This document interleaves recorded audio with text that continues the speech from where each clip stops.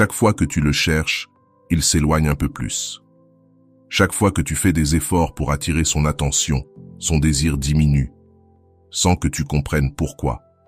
Mais aujourd'hui, avec moi, tu vas faire un virage complet.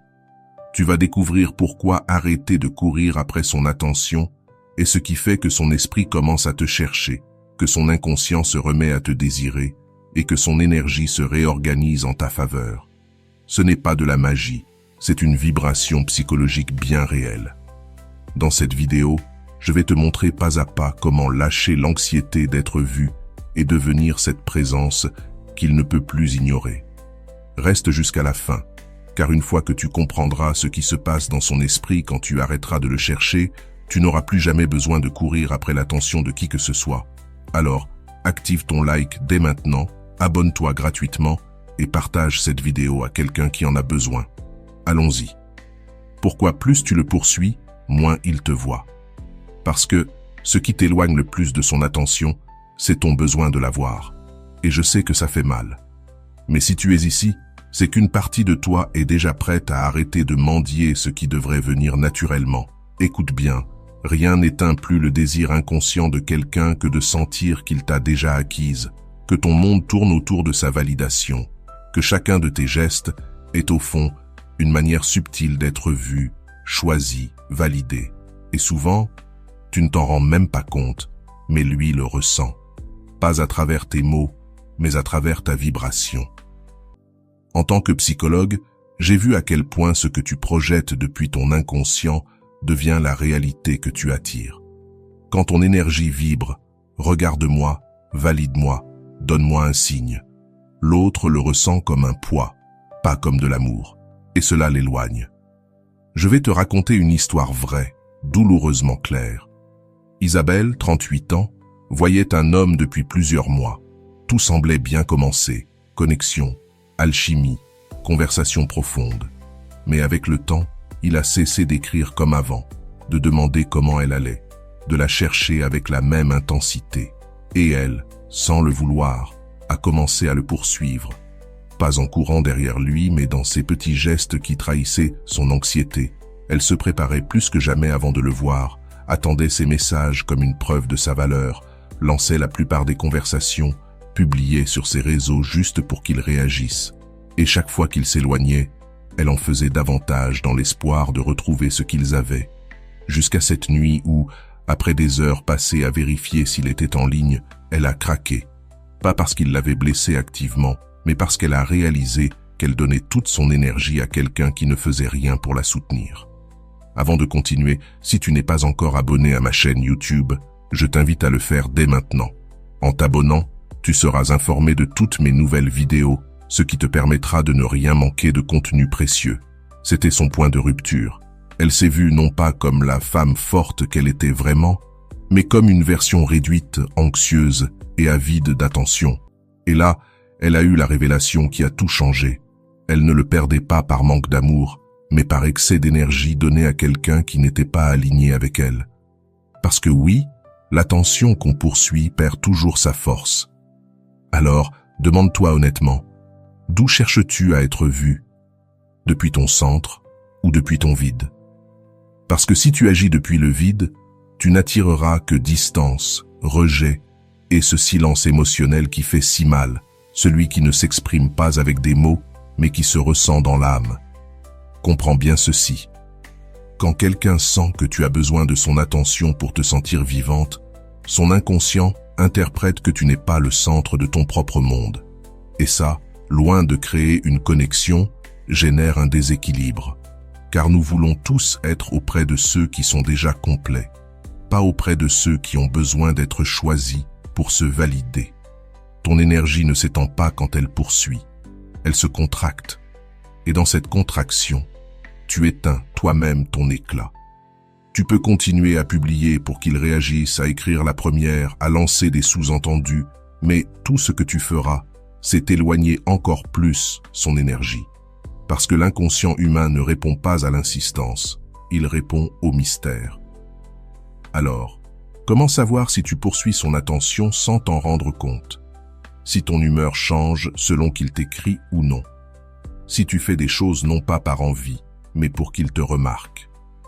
Si tu vérifies constamment s'il a vu tes stories ou tes statuts, si tu es plus concentré sur ce qu'il fait que sur ce que tu ressens. Si après lui avoir parlé, tu te sens plus vide qu'avant. Si tu t'es reconnu dans ces points, ne te juge pas. Regarde cela avec amour. Car toutes, à un moment, nous avons confondu amour et auto-abandon. Mais à partir d'aujourd'hui, cela peut changer. Comment? En brisant le schéma du « je donne toujours plus ». Ce jour viendra où tu seras fatigué, non pas de lui, mais de toi. De cette version de toi qui donne toujours en premier, qui cherche toujours en premier, qui porte le lien comme si aimer signifiait tout supporter seul. Ce jour-là, même s'il fait mal, ce sera le début de ta libération. Ce n'est pas un hasard si tu donnes toujours plus. C'est un schéma, un modèle appris en silence, une façon invisible de demander de l'amour. Mais cela se brise, non pas dans la colère, mais dans l'éveil. J'ai vu que derrière ce comportement se cache souvent un archétype inconscient, celui du sauveur, celui qui croit que, s'il donne assez, un jour, l'autre restera. Matteo, 36 ans, en est un exemple. Homme généreux, attentif, toujours investi. Et pourtant, ses relations finissaient par s'éteindre. Ses partenaires le prenaient pour acquis, puis partaient. Jusqu'à ce qu'un thérapeute lui dise une phrase qui l'a bouleversé. « Donner plus que ce que tu reçois, ce n'est pas de la générosité, c'est de la peur. » Et il a compris. Il ne donnait pas par amour, mais par anxiété. Et plus on donne dans l'angoisse, plus on se vide. Et quand tu es vide, tu deviens invisible. Parce que tu n'aimais plus de l'amour, tu aimais du besoin. Voilà la clé. Donner trop crée un déséquilibre énergétique. Et face au déséquilibre, l'inconscient de l'autre ne ressent plus de désir. Il ressent une charge, une pression, une responsabilité. Et c'est pour cela qu'il s'éloigne. Alors, comment rompre ce schéma? D'abord, reconnais que donner ne te rend pas plus précieuse. Ce qui crée l'amour véritable, c'est ton authenticité, pas ton sacrifice. Ensuite, observe si tu donnes par peur. Écris-tu parce que tu veux ou parce que tu crains qu'il t'oublie? Fais-tu un geste par élan sincère ou parce que tu espères le retenir? Si c'est la peur qui agit, ce n'est pas de l'amour. Puis, équilibre ton énergie sans vengeance. Ne cherche pas à punir l'autre par le silence forcé. Retire ton énergie avec clarté, sans rancune. Enfin, entraîne ton système nerveux à tolérer le vide. Car souvent, si tu en donnes trop, c'est parce que tu n'arrives pas à supporter le silence. C'est là que se trouve ta vraie liberté. L'espace sans réponse réveille une blessure. Mais si tu apprends à rester avec toi-même, à ne pas combler ce vide immédiatement, tu deviens plus fort que le schéma répétitif. Et voici la clé. Reviens à toi avant de revenir vers lui. Avant de te demander ce dont l'autre a besoin, demande-toi ce dont toi tu as besoin. Avant d'envoyer ce message, demande-toi si tu agis depuis ton centre ou depuis ton déséquilibre. Parce que lorsque tu récupères l'énergie que tu donnais à l'autre, ton champ intérieur s'aligne. Et c'est alors que lui commence à ressentir ton absence, à chercher ton attention, mais cette fois, non plus depuis le contrôle, mais depuis l'attraction réelle. Comme je l'ai écrit dans mes livres, le privilège d'une vie est de devenir réellement qui tu es. Et tu n'es pas quelqu'un qui mendie l'amour, tu es quelqu'un qui, en se souvenant de sa valeur, change la dynamique entière. Dans un instant, je vais t'enseigner ce qu'est l'énergie de la retraite stratégique. Elle n'est pas une punition ni une fuite, mais une vibration qui éveille son désir de te voir, juste au moment où tu n'attends plus d'être vu. Prépare-toi, car c'est exactement à ce moment que son esprit commence à te chercher, même si son ego refuse de l'accepter. La retraite stratégique, c'est quand ton absence active son inconscient. Avant de continuer, si ce message fait déjà résonner quelque chose en toi, abonne-toi et mets un like dès maintenant.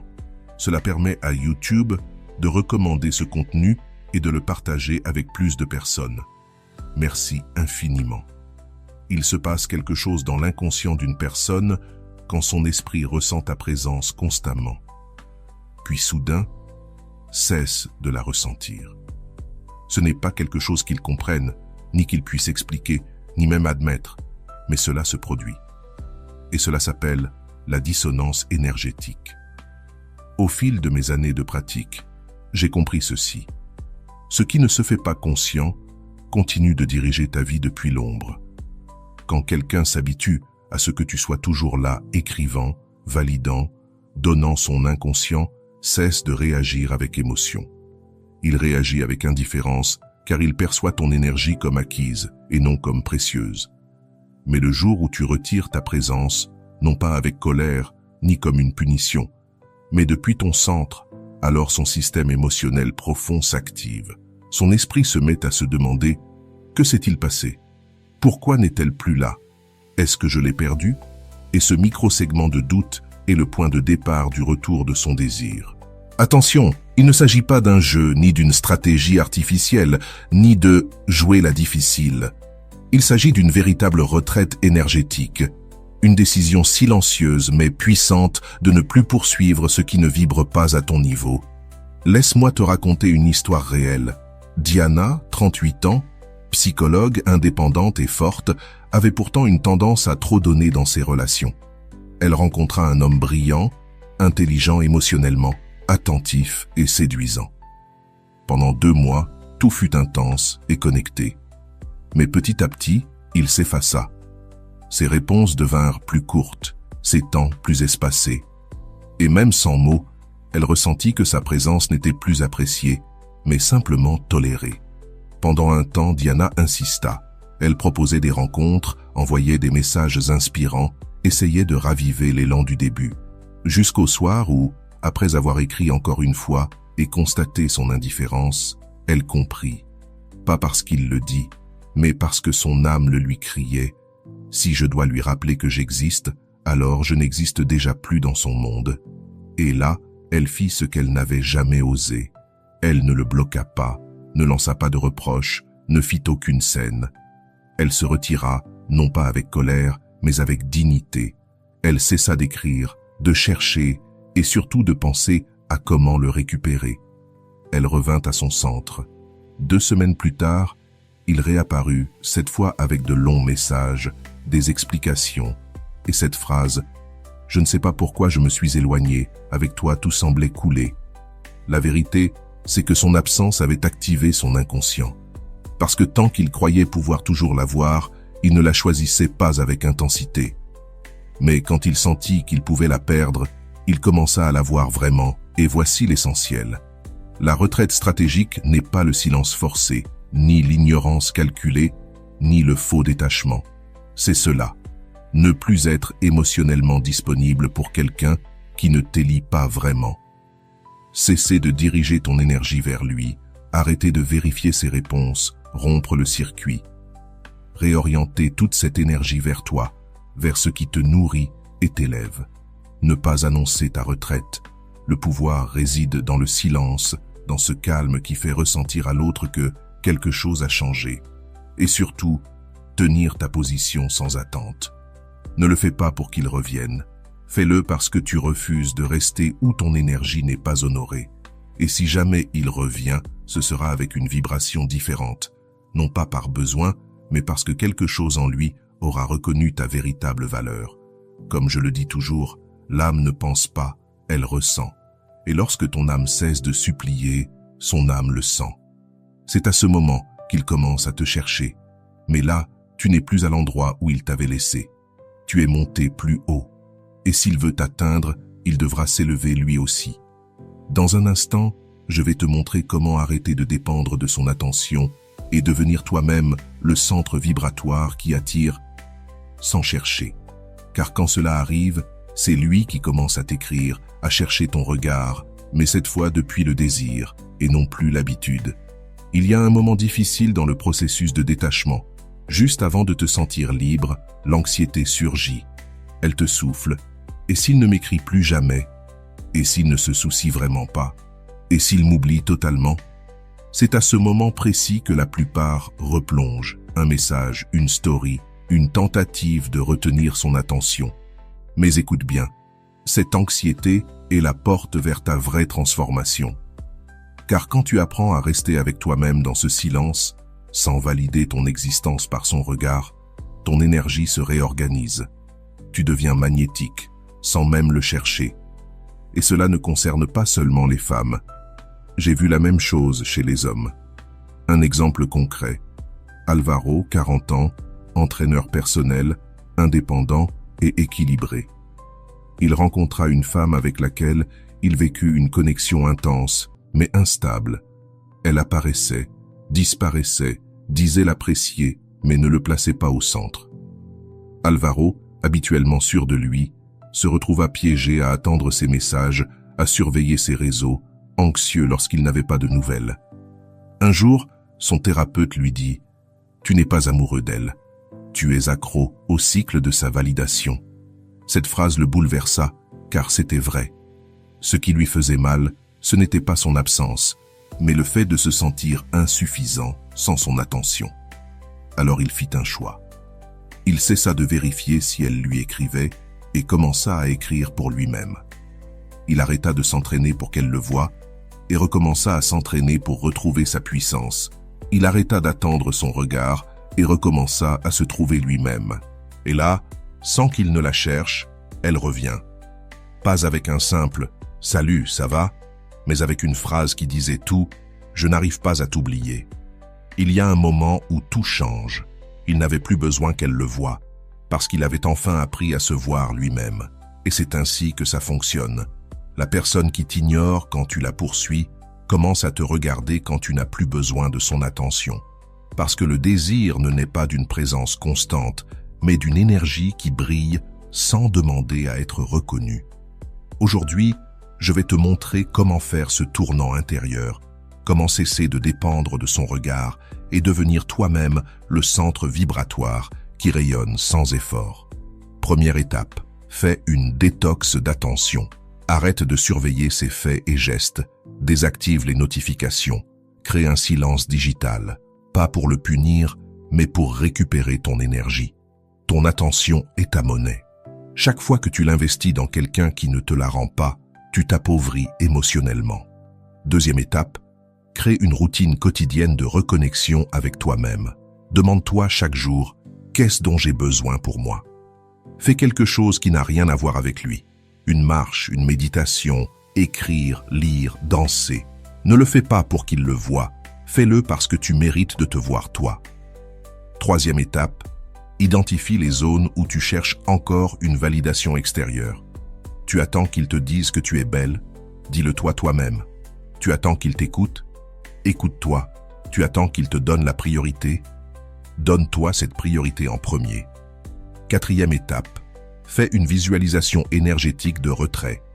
Imagine son image face à toi et visualise toute l'énergie que tu avais projetée sur lui revenir à toi comme une lumière. Dis-toi intérieurement, je n'ai plus besoin que tu me regardes, car j'ai appris à me regarder. Cinquième étape, maintiens ta vibration sans attente. Ne le fais pas pour qu'il revienne, ni pour qu'il t'écrive. Fais-le parce que tu ne veux plus te donner en morceaux à quelqu'un qui ne sait pas te recevoir en entier. Car tant que tu ne rends pas conscient ce que tu projettes, tu continueras à appeler destin ce que tu refuses de voir. Mais maintenant, tu l'as vu. Tu n'as pas besoin de son attention. Quand ton énergie cesse de tourner autour de l'autre, la dynamique s'inverse. C'est là qu'il commence à te chercher, à penser à toi, à ressentir ton absence comme un vide que seul toi pouvais combler. Et il existe un moment précis où son désir change de direction. Ce moment n'est pas annoncé, il est subtil, mais puissant. C'est le jour où, pour la première fois, il se demande « Où est-elle ? Pourquoi n'est-elle plus là comme avant ?» Ce vide se transforme en inconfort, puis en manque. Ce silence devient plus bruyant que toutes tes tentatives d'être remarqué. J'ai vu cela dans mes consultations. Quand tu cesses d'être présente comme avant, ton absence devient son ombre émotionnelle. Elle l'inquiète, le confronte, le perturbe. Et cet inconfort, ce « je ne sais pas pourquoi elle me manque », est le début de son désir de reconnexion. Laisse-moi te raconter l'histoire de Carla, 29 ans. Pendant 6 mois, elle vivait un presque quelque chose. Lui, charmant, drôle, magnétique, mais insaisissable. Il ne s'engageait jamais, ne clarifiait rien. mais ne s'éloignez pas non plus. Carla portait tout, les messages, les attentions, la disponibilité, jusqu'au jour où, en pleine soirée avec des amis, elle ressentit dans son corps une évidence. Je n'aime plus ça. Je ne veux plus me sentir ainsi. Le lendemain, pour la première fois, elle ne lui écrivit pas. Elle ne réagit pas à ses stories, ne s'inquiéta pas de son silence. 2 jours passèrent, puis 3. Le 4e jour, il écrivit. « Ça va? Tu es bizarre. » Mais Carla le savait. Quelque chose avait changé. Ce n'était pas une stratégie. C'était une vibration différente. Et lui l'avait senti. Parce que lorsque tu lâches vraiment, quand ta fréquence change, l'autre le perçoit. Son corps le ressent. Son esprit le nie. Mais son âme le cherche. Et ce moment de bascule n'arrive que lorsque tu ne l'attends plus. Quand ta paix ne dépend plus de son retour. Quand ton quotidien ne tourne plus autour de ses messages. Quand tu n'as plus besoin qu'il confirme ton importance, parce que tu l'as déjà confirmé toi-même. Comment reconnaître que tu es arrivé à ce point? D'abord, quand tu n'as plus envie de chercher, pas par jeu, mais parce que tu n'as plus besoin de prouver quoi que ce soit. Ensuite, quand tu peux rester en silence sans anxiété, en utilisant cet espace pour t'étendre.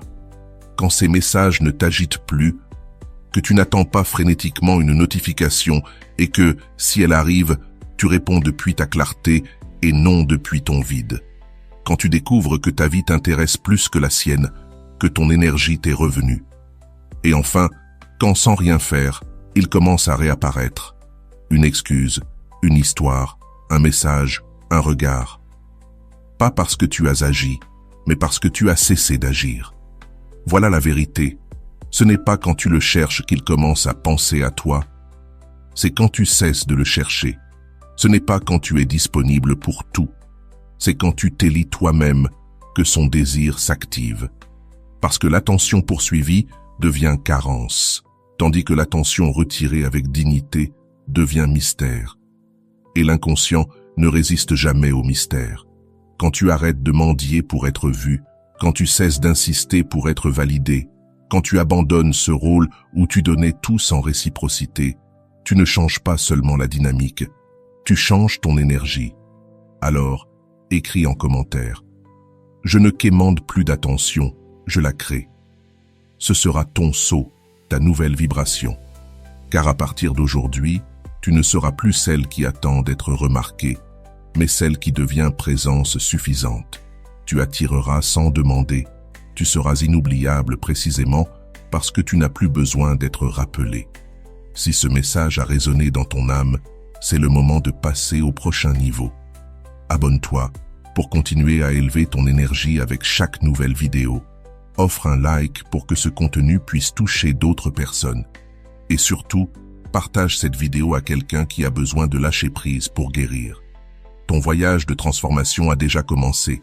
Et ici, à l'écran, je te laisse la prochaine étape.